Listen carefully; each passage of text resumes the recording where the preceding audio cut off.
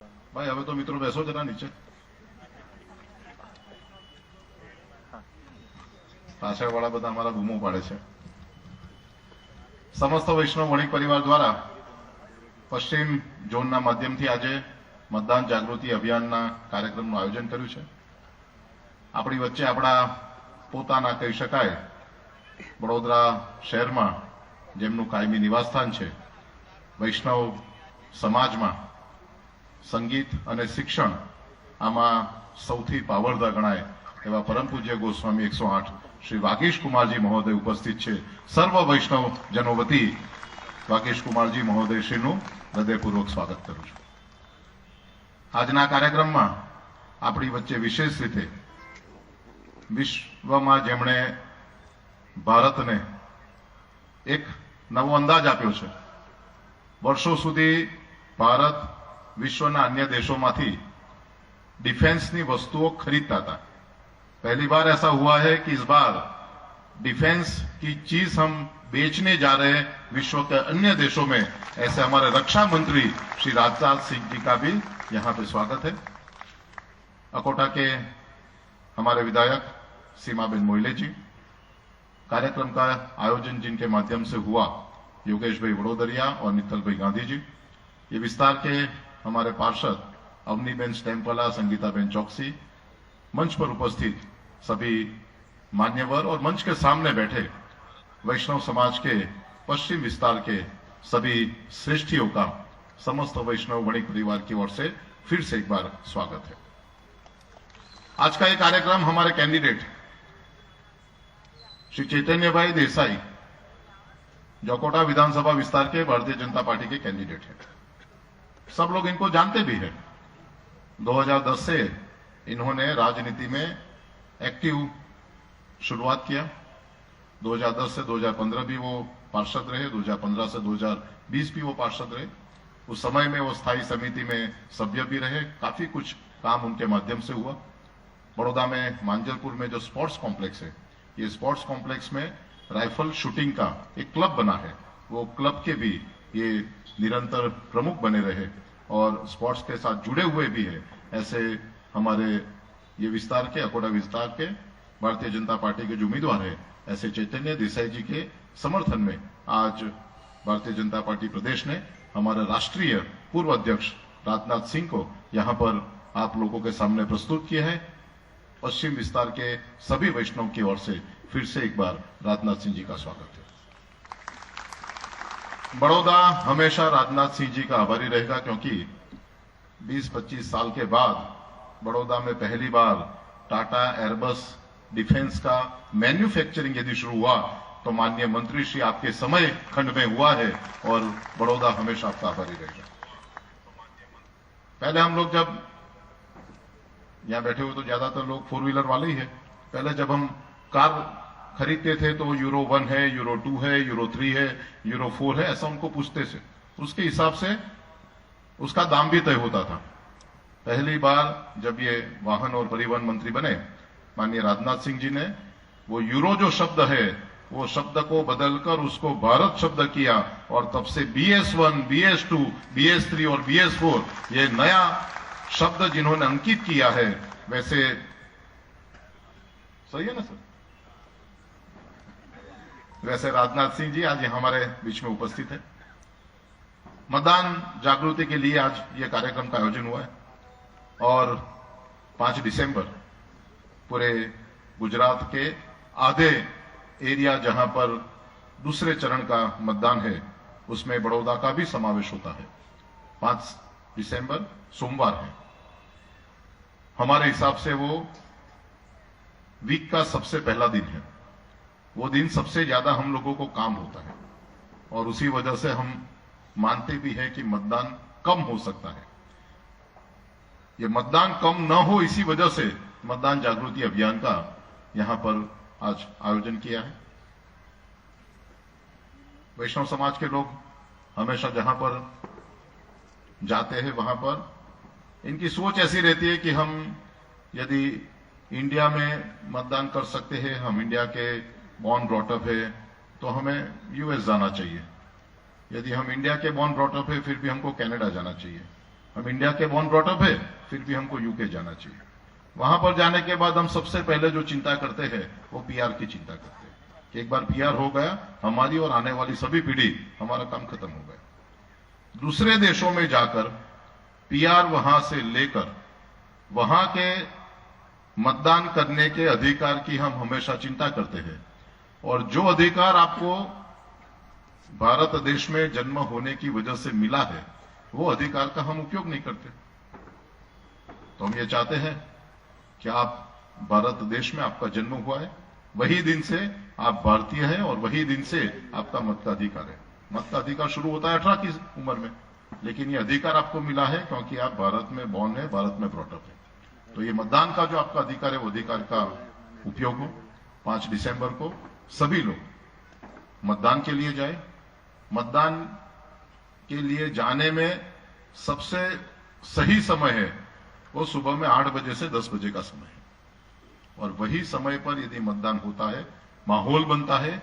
माहौल की वजह से जो लोग फेंसिंग पे होते हैं वोटिंग करने वाले, वो लोग भी ये माहौल की वजह से ऐसे उम्मीदवार को वोट करते हैं कि जो उम्मीदवार सही में ये विस्तार का विकास करने जा रहा है।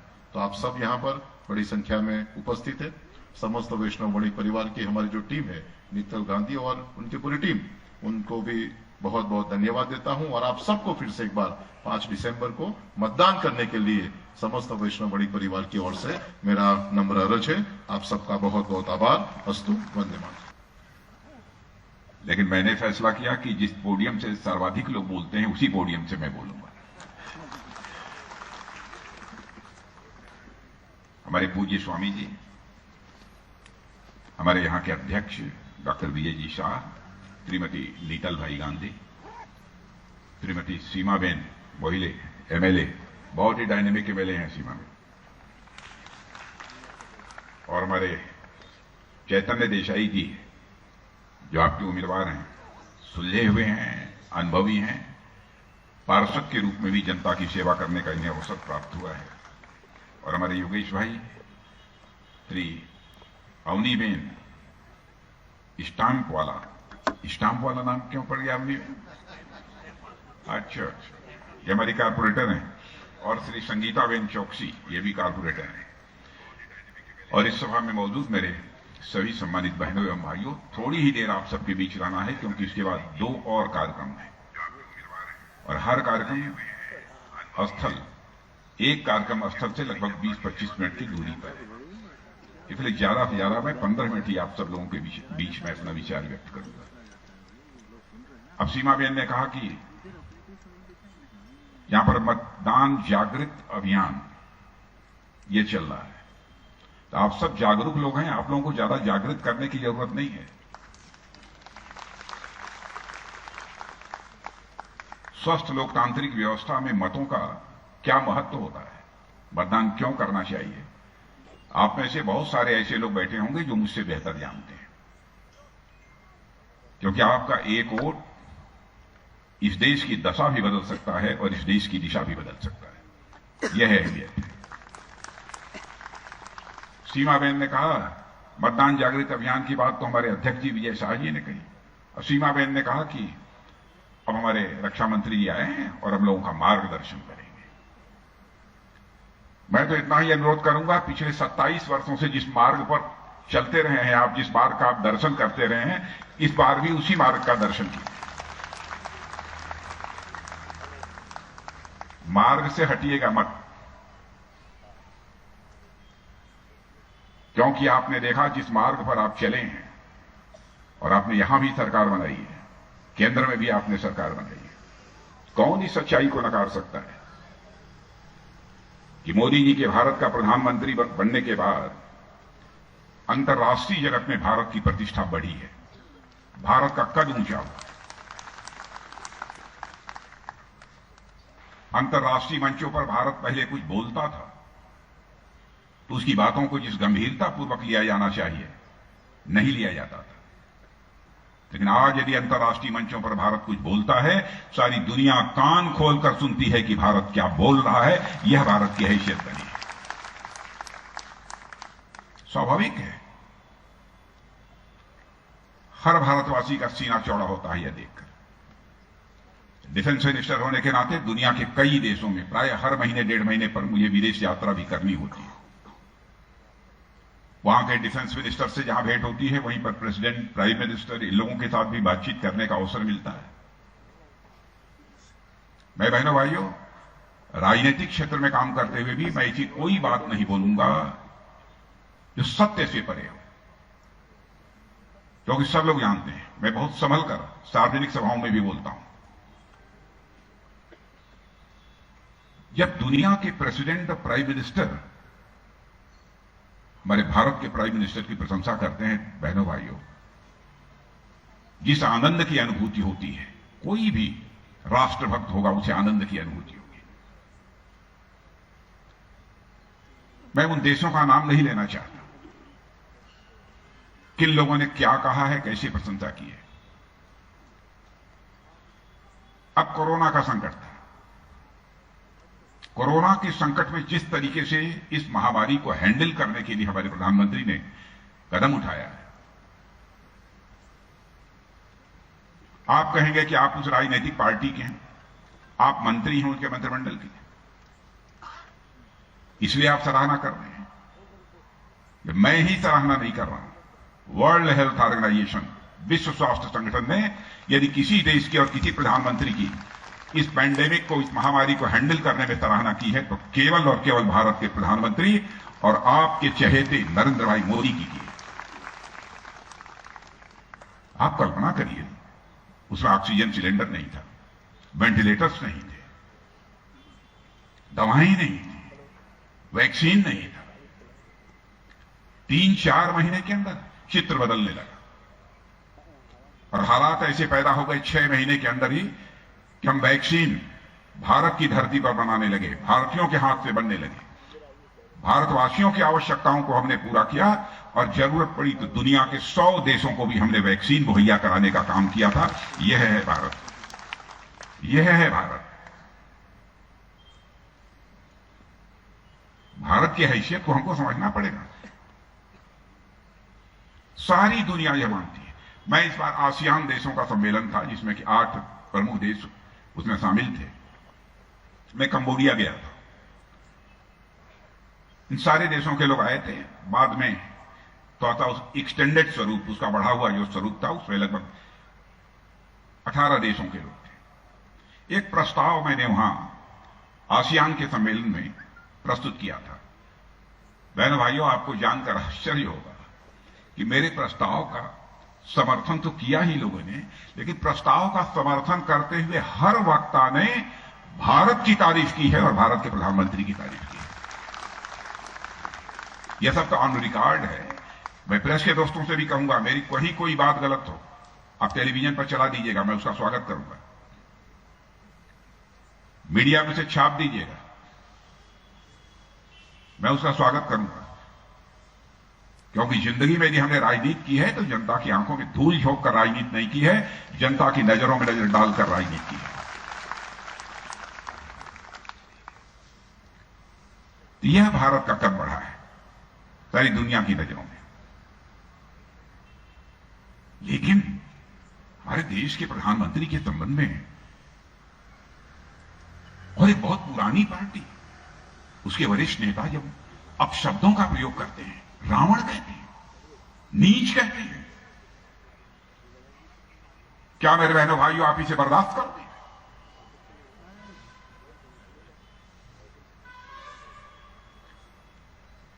जिस देश के प्रधानमंत्री की सराहना सारा विश्व कर रहा है और एक ऐसी राजनीतिक पार्टी जो अपशब्दों का प्रयोग कर रही है,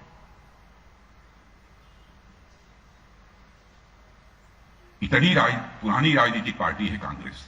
इस सच्चाई को समझना चाहिए। प्रधानमंत्री व्यक्ति ही नहीं है, प्रधानमंत्री स्वयं में संस्था है, इंस्टीट्यूशन है। हेल्दी डेमोक्रेसी में, स्वस्थ लोकतांत्रिक व्यवस्था में सभी को संस्थाओं की इज्जत करनी चाहिए, तभी लोकतंत्र की सेहत दुरुस्त रह सकती है। इतनी राजनीतिक पार्टी की पुरानी होकर भी आप शब्दों का प्रयोग कर रहे हैं। आप प्रधानमंत्री की नीतियों की आलोचना करिए, हम स्वागत करेंगे। प्रधानमंत्री के कार्यक्रमों की आलोचना करिए, हम स्वागत करेंगे। आप शब्दों का प्रयोग करेंगे तो भारत किसी भी सूरत में बर्दाश्त नहीं करेगा। अरे तमाशा बना दिया है लोकतंत्र। बहनों भाइयों, फैसला आपके हाथों में है।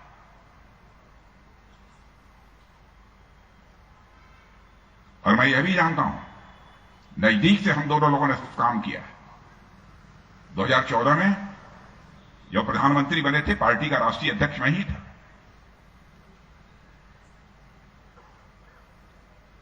और मैंने तो राष्ट्रीय अध्यक्ष बनने के 2-3 महीने पहले ही एक अपने इंटरव्यू में कह दिया था कि हम लोगों का जो लाट है, जो हम लोगों का समूह है 3-4 लोगों का, उसमें प्रधानमंत्री बनने लायक कोई है तो हमारे गुजरात के मुख्यमंत्री नरेंद्र भाई मोदी बनने लायक।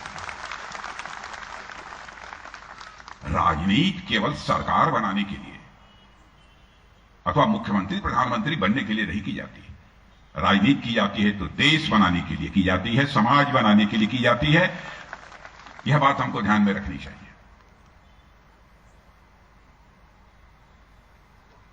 आर्थिक फ्रंट पर, इकोनॉमिक फ्रंट पर ही हम देखें, करिश्मा हुआ है मेरे बहनों भाइयों, करिश्मा हुआ है। जो भारत अर्थव्यवस्था के आकार, इकोनॉमी की साइज के मामले में 10वें और 11वें स्थान पर खड़ा था, उसको 6-7 वर्षों में इसी गुजरात की धरती पर पैदा हुए, गुजराती मां की कोख से पैदा हुए नरेंद्र भाई मोदी ने लाकर दुनिया की टॉप 5 कंट्रीज में खड़ा कर दिया। क्या चाहिए? करिश्मा नहीं है तो क्या है?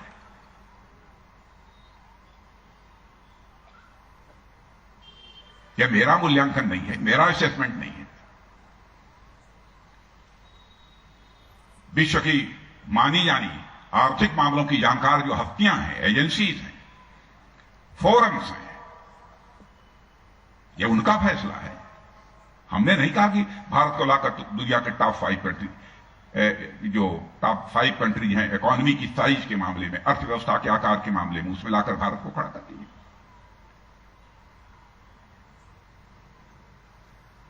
और मैं इतना विश्वास दिलाना चाहता हूं आपको, मुझे लगता है, हो सकता है त्रुटि है, अनुमान के आधार पर ही आधारित है, भारत जिस दिशा में तेजी से आगे बढ़ रहा है, यदि ऐसे ही चलता रहा मेरे बहनों भाइयों, तो मैं दावे के साथ कहता हूं कि भारत 2030 आते आते दुनिया की टॉप 3 इकोनॉमीज में आकर खड़ा हो जाएगा, दुनिया की 3 बड़ी अर्थव्यवस्थाओं में आकर खड़ा हो जाएगा। और अमृतकाल समाप्त होते होते ही 2047 आते आते इस संभावना को भी नकारा नहीं जा सकता। मैं दावा नहीं कर रहा हूं, इस पॉसिबिलिटी को भी रूल आउट नहीं किया जा सकता है कि भारत दुनिया की सबसे बड़ी अर्थव्यवस्था बनकर खड़ा हो जाए, अमेरिका और चीन पीछे छूट जाए। इस संभावना को भी नकारा नहीं जा सकता। This possibility can't ruled out. 2047 तक की बात मैं बात कर रहा हूं। देखिए, देश जिस दिशा में चल रहा है उसी दिशा में चलता रहे, यह तभी संभव है। कानून और व्यवस्था के मामले में तो मुझे कुछ कहना नहीं है। यदि किसी भी राज्य का अथवा देश का विकास होना है तो विकास की पहली शर्त होती है चुस्त दुरुस्त कानून व्यवस्था, लॉ एंड ऑर्डर का चुस्त दुरुस्त होना, ठीक होना। यहां है इसलिए कि एक बार दंगा हो गया तो उसके बाद किसी ने दंगा करने की हिम्मत नहीं की। यही होना चाहिए।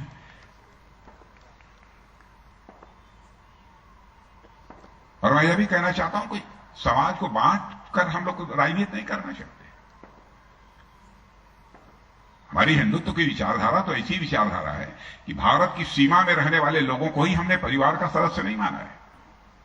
पूरे विश्व की धरा पर रहने वाले लोगों को अपने परिवार का सदस्य मानते हुए वसुधैव कुटुंबकम का संदेश सारे विश्व को दुनिया किसी देश की धरती से गया है तो केवल और केवल हमारे और आपके देश की धरती भारत से सारी दुनिया को गया है। अद्भुत है भारत, कल्पना नहीं कर सकते कैसे यहां के ऋषि महर्षि संत महात्मा रहे हैं। यद पिंडे तद ब्रह्मांडे जो पिंड में है वही ब्रह्मांड में है, जो जड़ में है वही चेतन में है, जो सूक्ष्म में है वही विवर्त में है, जो छोटे में है वही बड़े में है, जो मेरे में है वही तेरे में है। धन्य है भारत। कहां मिलेगा इतने बड़े मन के लोग होते हैं। और जो बड़े मन का होता है वही आध्यात्मिक होता है। एलिवेशन ऑफ मन, मन का उन्मन होना, मन का बड़ा होना, यही अध्यात्म है। हमारे स्वामी जी बैठे हैं। अब हमारे स्वामी जी के चेहरे पर मैं देख रहा था जो ग्लो है, जो चमक है। मैं समझ गया हमारे स्वामी जी बड़े मन के हैं। छोटे मन वालों के चेहरे पर ग्लो नहीं हो सकती, चमक नहीं हो सकती।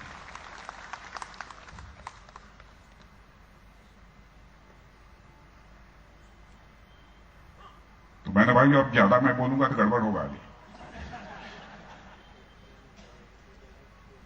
अब एक बड़ा काम हुआ है। डिफेंस एक्सपो में आया था मैं, यहां पर मैं 4 दिन रहा हूं, और हमारा एक रक्षा विश्वविद्यालय था, उसका दीक्षांत समारोह था, कन्वोकेशन, उसको संबोधित भी किया था उसी दौरान।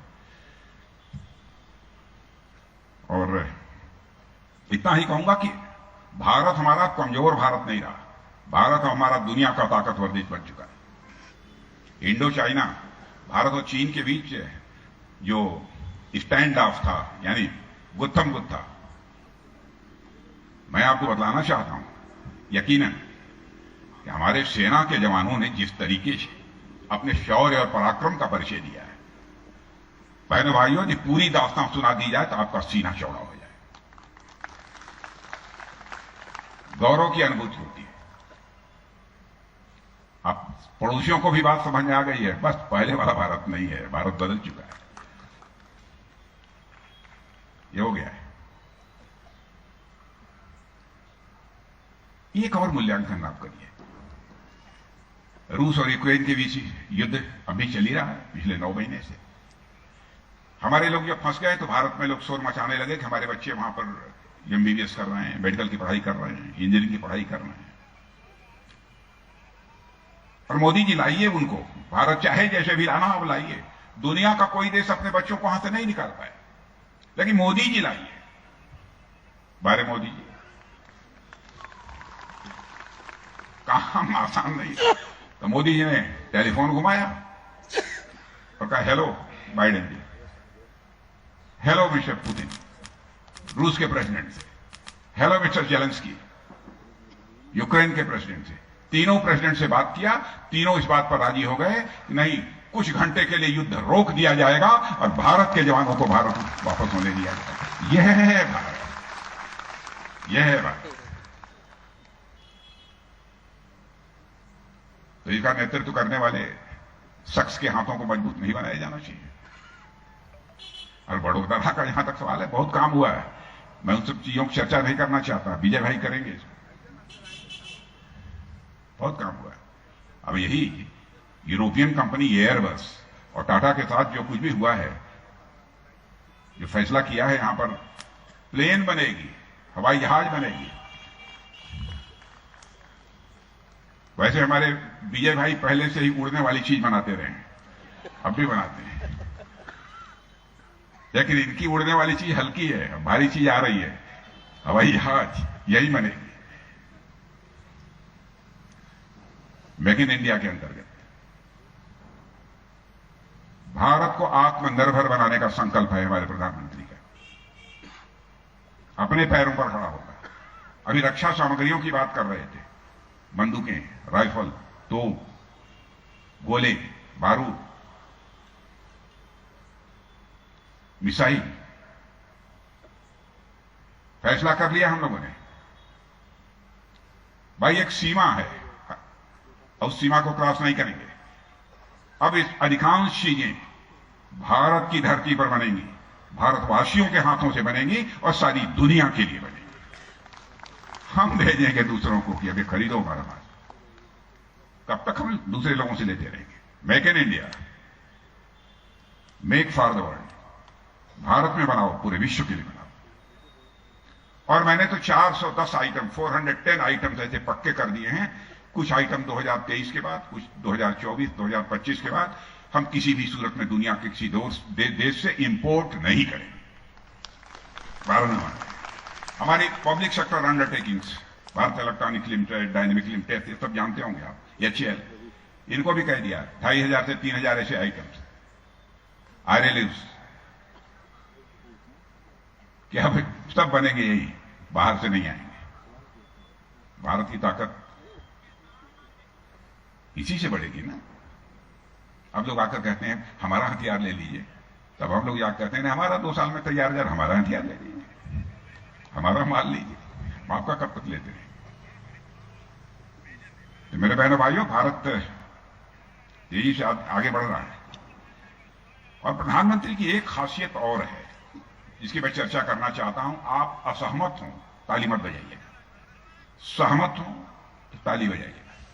कलेजा मजबूत है, प्रधानमंत्री का कलेजा मजबूत। राजनीतिक क्षेत्र में बहुत सारे लोग होते हैं कि ऑप्टिक्स और पॉलिटिक्स को ध्यान में रखकर फैसले करते हैं, यानी इससे हमारा राजनीतिक लाभ होगा या हानि होगी, इस आधार पर फैसले करते हैं। लेकिन हमारे प्रधानमंत्री हैं, उनको लग गया कि देश के हित में है तो फैसला कर देंगे, चाहे उससे राजनीतिक लाभ हो या हानि हो। मैं जानता हूं आप लोगों को भी कुछ पीड़ा हुई होगी, कुछ कदम ऐसे रहे, कुछ से हुई होगी। याद है जिसमें डीमोनेटाइजेशन, विमुद्रीकरण, डीमोनेटाइजेशन का फैसला हुआ था, अच्छी तरह मुझे मालूम है। आप में से बहुत सारे लोग हमारे मित्र हैं, इसी व्यवसाय में लगे हुए, लेकिन उस समय ध्यान नहीं रखा कि कौन नाराज हो, क्या हुआ, देश के हित में क्या है, बड़े उद्देश्य के लिए। अरे जिस तरीके से इधर उधर का पैसा आतंकवादियों की फंडिंग की जाती थी, अगल बगल के देशों में रखा जाता, गजब संकट पैदा हुआ। इस काम को किया। अब जीएसटी का फैसला भी पहले लोगों को लगता था कि एकदम बिल्कुल गड़बड़, लेकिन अब लोगों ने धीरे धीरे स्वीकार कर लिया। अब आप लोगों से खुली बात कर रहा हूं, इसलिए मैं करता। यदि हमसे केवल आपसे वोट लेने की हमारी मंशा होती तो शायद मैं इनकी चर्चा न करता। मैं खुली बात कर रहा हूं। और कलेजे की बात होती है। अब उरी और पुलवामा में जब आतंकवादियों ने आकर हमारे सुरक्षा के जवानों पर कातलाना हमला कर दिया और बड़ी संख्या में मारे गए, तो मैं उस घटना का साक्षी रहा हूं। मैं गृह मंत्री था भारत का, बैठे प्रधानमंत्री जी के साथ 2-3 लोग, आपको आश्चर्य होगा, 10 मिनट नहीं लगे, प्रधानमंत्री ने फैसला कर दिया। और उसके बाद हमारी सेना ने भारत की धरती से नहीं, बल्कि भारत की धरती के उस पार पाकिस्तान में जाकर आतंकवादियों का सफाया करने में कामयाबी हासिल की। यह है हमारा भारत, यह है हमारा भारत। चलें तो बहनों भाइयों, अक्लेमंद इशारा काफी है, मुझे कुछ ज्यादा कहने की नहीं है। यहां तो मतदाता जागृति अभियान चल रहा है, तो मुझे जो कुछ कहना था मैंने आप लोगों के सामने रखा है। बस यही कहूंगा कि जो 27 साल से करते चले आ रहे हैं वही करिए।